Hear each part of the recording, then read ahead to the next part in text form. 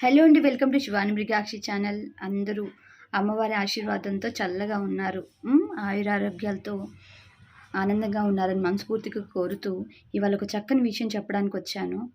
నేను ఒక చిన్న పొరపాటు చేశాను, కానీ అమ్మ నాకు గుర్తు చేసేసింది. అమ్మ గుర్తు చేశారా, శివయ్య గుర్తు చేశారా నాకు అర్థం కాలేదు. కానీ శివయ్యలోనే అమ్మ నాకు కనిపించారు ఇవాళ. ఏంటి అని అంటే, ఇదిగోండి, నేను అమ్మకు ఒక మాట ఇచ్చాను.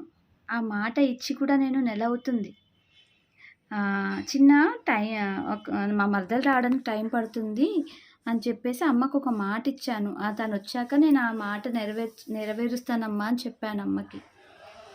అయితే ఈరోజు ఏమైందంటే, ఇంకా మాట నేను కంప్లీట్గా అమ్మకి ఇచ్చాను, మర్చిపోయాను. మా మరదలు వచ్చింది, చక్కగా మా మరదలు నన్ను అమ్మవారిలాగా అలంకరించింది, మీ అందరికి చూపించాను. నిన్న కూడా వచ్చింది, చాలాసేపు అమ్మ దగ్గర కూర్చొని వెళ్ళింది. కానీ అమ్మకి ఇచ్చిన మాట మాత్రం నాకు గుర్తులేదు.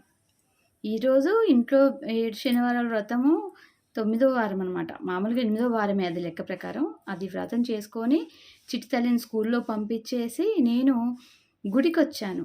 గుడికి రావడానికి ముందు నేను కొద్దిగా చిట్టి తల్లిని బాగా అరిసేసాను అనమాట.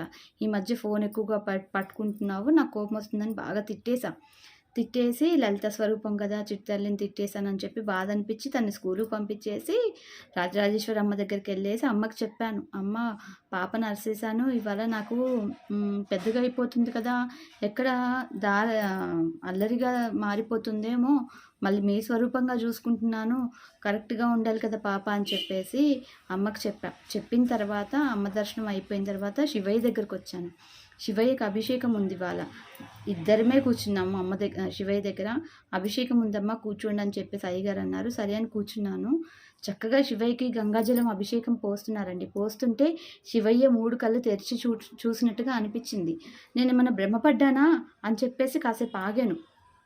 తర్వాత శివయ్యకి అభిషేకాలు, రుద్రాభిషేకం చేశారనమాట. అంత అభిషేకం అంతం అయిపోయాక విభూది అలంకరిస్తారు కదా, శివయ్యకి విభూది అలంకరించగానే ఆయన కళ్ళు వచ్చాయి, 3 కళ్ళు. అది అమ్మవారి కళ్ళు, శివయ్యకి కాదు. అమ్మ కళ్ళు శివలింగంలో కనిపించాయి అనమాట. ఈ 2 కళ్ళు, ఇక్కడ ఒక కన్ను. నేను మీకు పంపిస్తాను చూడండి ఆ వీడియో. నెక్స్ట్ వీడియోలో పూర్తిగా మాట్లాడతాను. ఓం గణపతియే నమః, సర్వధాత్మికాయ నమః, ఉద్భాయ నమః, ఉద్దింగాయ నమః, ధన్యాయ నమః, ధన్యంగాయ నమః, స్వర్ణాయ నమః, స్వర్ణంగాయ నమః, దివ్యాయ నమః, దివ్యంగాయ నమః, భవాయ నమః, భవలింగాయ నమః, శర్వాయ నమః, సర్వలింగాయ నమః, శివాయ నమః, శివలింగాయ నమః, బలాయ నమః.